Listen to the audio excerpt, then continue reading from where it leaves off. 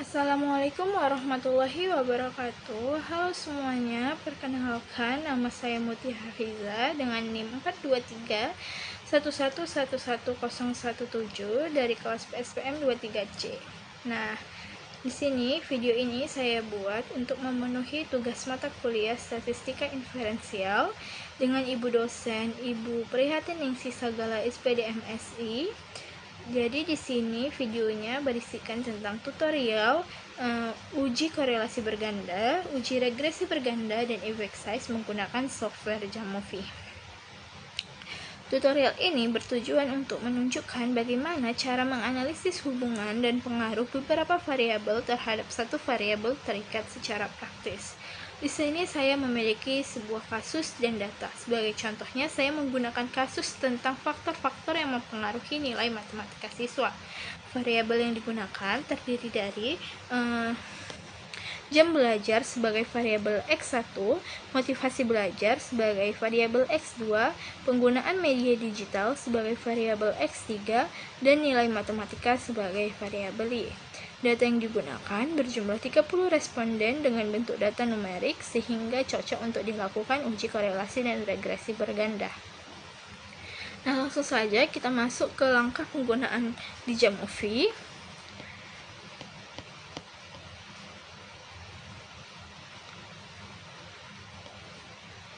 Pertama-tama kita buka dulu aplikasi Jamovi-nya, teman-teman.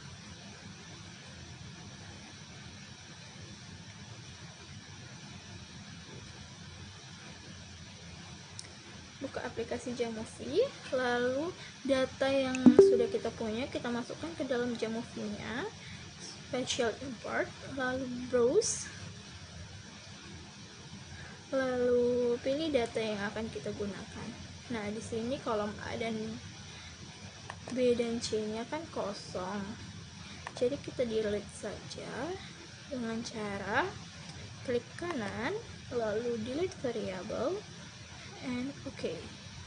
Begitu juga untuk kolom selanjutnya. Nah, teman-teman, ini sudah terlihat data yang kita punya, yaitu sebanyak 30 responden dengan variabel-variabel yang telah saya sebutkan tadi. Nah, pastikan semua variabel ini, semua data ini bertipekan continuous, teman-teman. Nah, caranya double klik, lalu measure type-nya itu kita ganti ke continuous. Semua variabel, semua data harus bersifat continuous. Oke, teman-teman. Dan setelah semua data continuous, kita akan uji korelasi berganda dengan cara klik analysis, lalu regression-nya, lalu pilih correlation matrix. Nah, semua kolom, semua variabel ini kita pindahkan ke kolom variabel yang sebelah kanan. Lalu Pearson-nya kita checklist dan flag significant correlation-nya juga kita checklist. Nah, kita tinggal tunggu hasilnya keluar.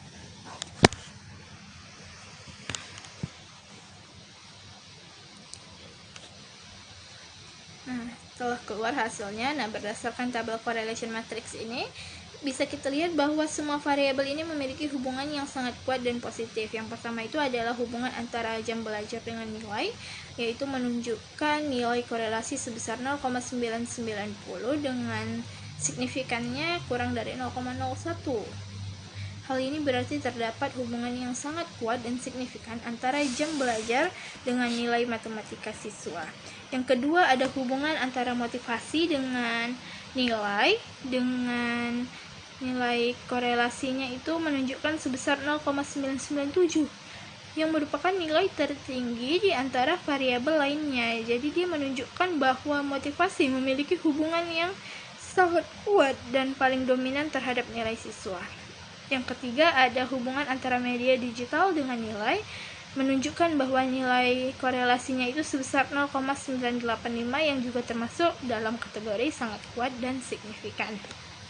Nah, selain itu ada hubungan antara variabel bebas juga sangat tinggi, seperti antara jam belajar dengan motivasi sebesar 0,993 dan antara motivasi dengan media digital sebesar 0,986. Nah, karena semua nilai signifikansinya berada di bawah 0,05, maka dapat kita simpulkan bahwa semua hubungan antara variabel ini adalah signifikan. Jadi dengan demikian dapat kita katakan bahwa semakin tinggi jam belajarnya, motivasinya, dan penggunaan media digitalnya, maka nilai matematika siswa juga akan cenderung meningkat, teman-teman. Lalu kita langsung saja ke tutorial yang kedua, yaitu uji regresi berganda dan effect size, teman-teman. Sama seperti uji korelasi berganda, kita masukkan dulu datanya, lalu kita pastikan semua data ini bersifat continuous, bertipekan continuous. Lalu klik analysis, lalu pilih regression. Nah, tadi kan untuk korelasi regresi kan kita pilihnya correlation matrix. Nah, untuk regresi berganda kita pilihnya linear regression. Lalu variabel nilai kita pindahkan ke dependent variable. Lalu sisa variabel lainnya kita pindahkan ke covariate, teman-teman. Kita scroll ke bawah, model builder. Nah, di sini kita masukkan satu persatu ke dalam bloknya. Nah, blok 1 kita isi media digital. Lalu kita add new block, kita masukkan variabel lainnya. Add new block lagi, kita masukkan lagi variabel lainnya. Nah, setelah itu kita ke assumption check. Kita checklist auto correlation test, collinearity statistic, normality test, residual plots, and data summary-nya kita pilih yang Cook's distance. Lalu habis itu kita ke model fit. Model fit kita checklist R and R square, lalu overall model testnya kita checklist yang R test. Lalu kita ke save, kita pilih juga yang Cook's distance. Nah, kita running.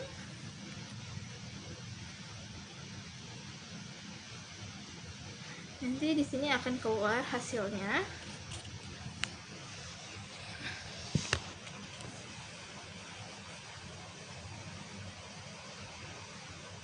Sebentar ya, teman-teman.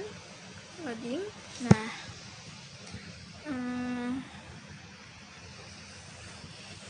nanti di model fit measure-nya ini akan keluar nilai R dan R square-nya yang bisa kita lihat. R square ini adalah effect size-nya ya, teman-teman, seberapa besar pengaruhnya.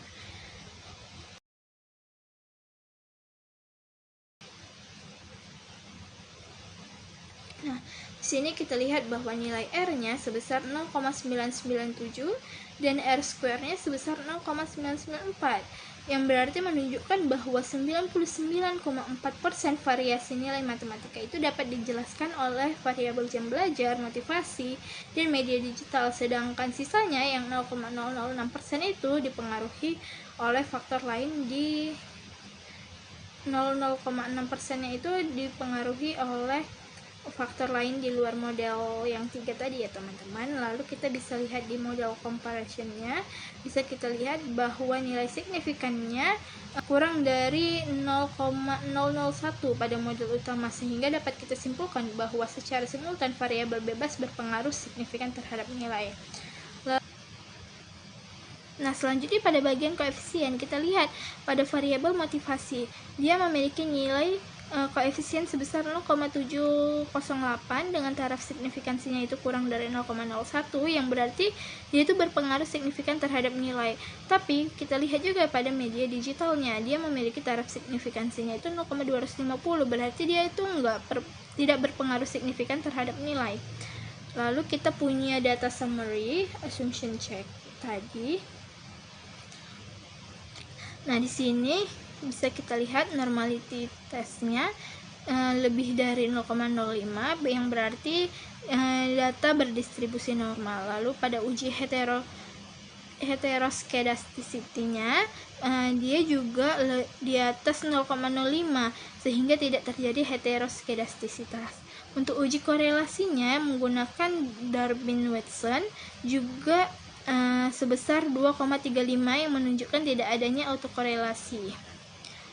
Namun pada multikolinearitas terjadi multikolinearitas karena nilai VIF-nya itu sangat tinggi, yaitu di atas 10, bahkan ini mencapai lebih dari 90, yang menunjukkan ada multikolinearitas yang sangat kuat antara variabel bebas, sehingga hasil regresinya itu perlu diinterpretasikan dengan hati-hati.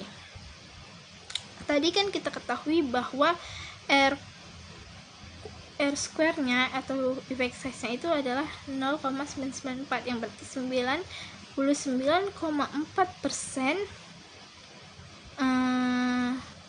berpengaruh terhadap variabel-variabel ini. Nah, dari hasil analisis regresi berganda yang telah kita dapatkan, bisa kita simpulkan bahwa secara simultan variabel jam belajar, motivasi, dan media digital itu berpengaruh signifikan terhadap nilai matematika siswa. Namun secara parsial hanya variabel motivasi yang berpengaruh signifikan.